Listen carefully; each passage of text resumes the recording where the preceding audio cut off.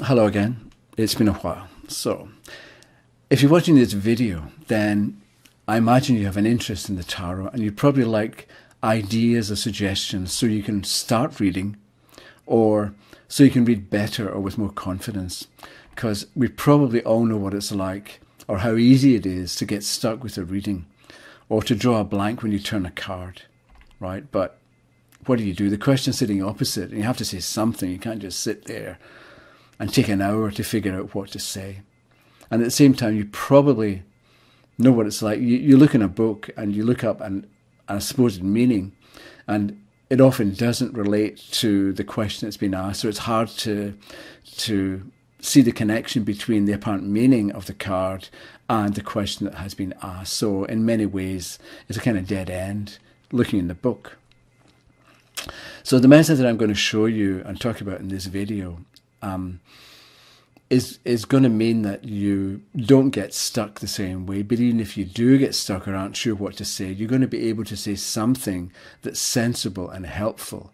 And it's going to be based on the card that you get. So you're not going to have to guess.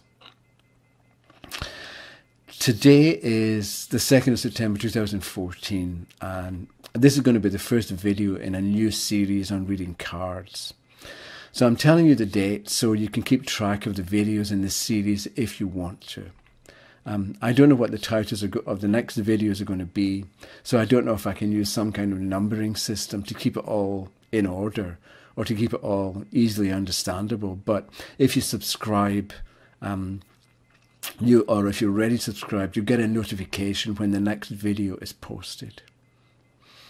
So if we begin now, people generally, and this maybe it's you as well, people often think of the tarot as some kind of mystical or psychic or otherworldly system that only your intuition or your extrasensory perception can communicate with or can be connected to, that you can't read the cards unless you're psychic or unless you have a highly developed intuition.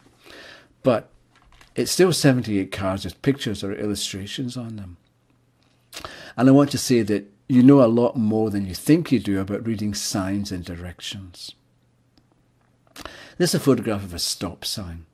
And you know what to do if you come to one. You know you don't stop forever. Doesn't mean stop forever. So you have to get out your car and leave it by the side of the road and walk away. What it means is you stop, right? And you look around and see what's going on, and when it's safe, you move on.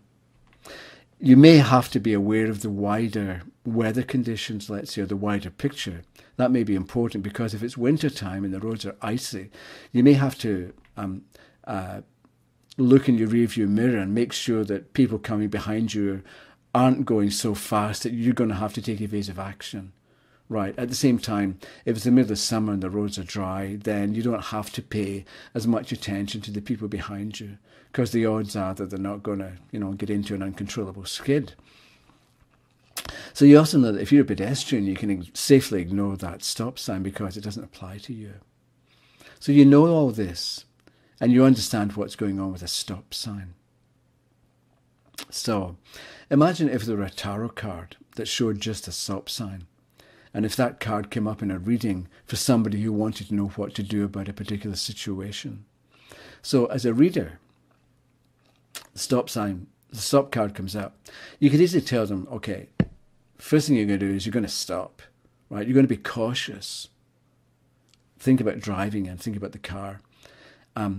So you're going to stop what you're doing. You're going to stop. You're going to be cautious. You're going to take care. You're not going to be in a rush, because it's going to be safer for you to act that way.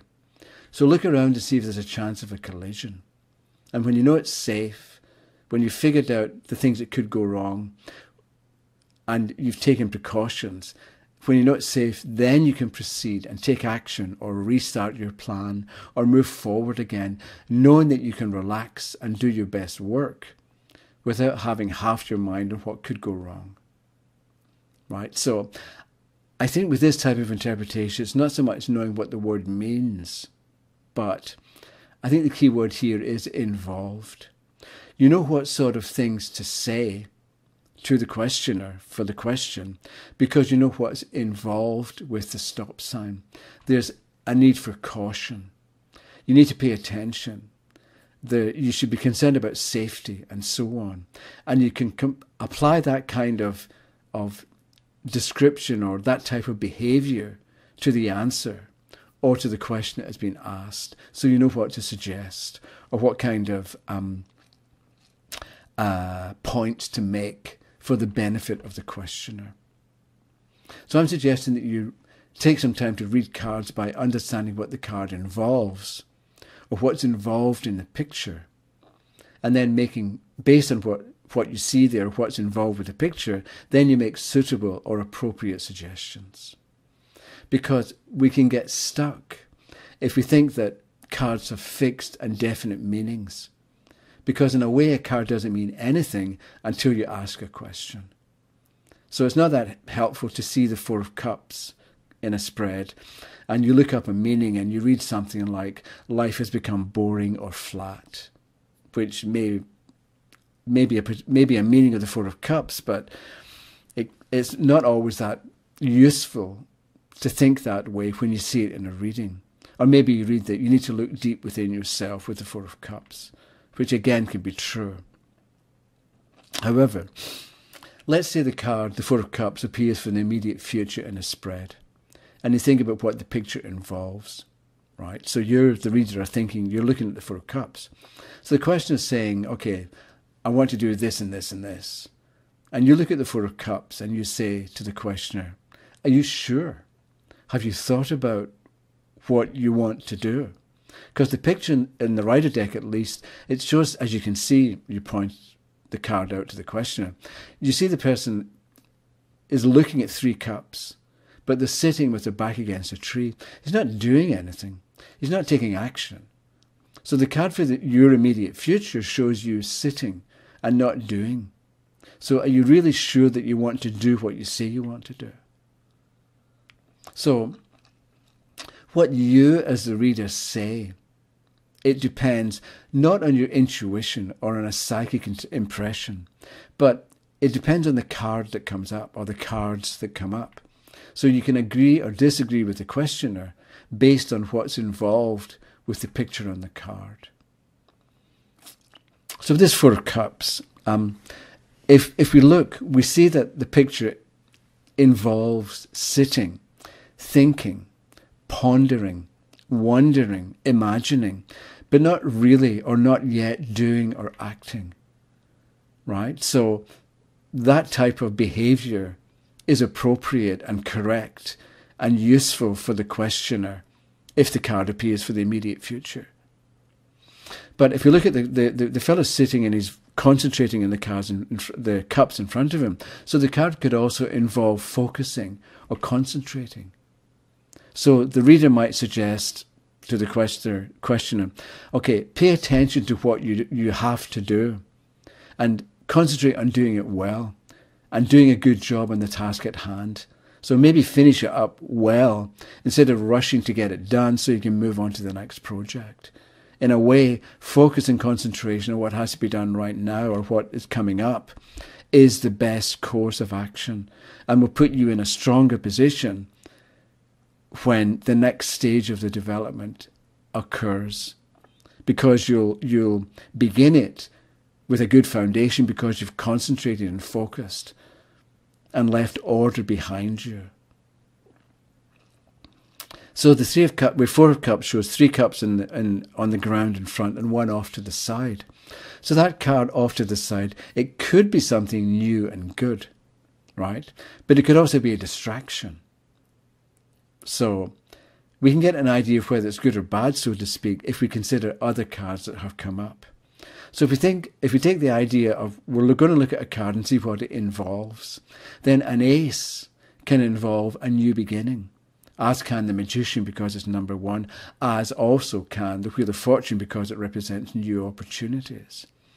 So if any of these cards also show up in the future, then the cup off to the side in the Four of Cups, it would be something good and new and worth looking into right? So it may be that somebody's going to come along with a new project or a new offer, or you, the questioner, are going to come up with a new approach that you think of. And so that should be taken seriously and examined, right? Because we've got the new possibility in the Four of Cups, but we've got confirmation of benefits of that new opportunity from other cards because of what they involve. But if you get the Four of Cups in the future and no other cards beyond that involving new things, right? Or if the Ace or the Magician shows up reversed, then what is off to the side or what you don't yet know about is going to be a distraction. So you might say to the questioner, ignore it and concentrate instead on what you see or what you already know or what you're already doing or what you've already thought of or thought about. That's the way to go, because alternative or different possibilities at the moment or in the immediate future are going to be a distraction. They're going to get you off track, and you'll leave undone things that you ought to get finished and finish up neatly and properly. I have some other things to say, follow-up points to make, but I'm going to stop now because I don't want to make this video too long, but I'll continue with additional points in the next video. But in the meantime, try this approach and look at each card to see what it involves.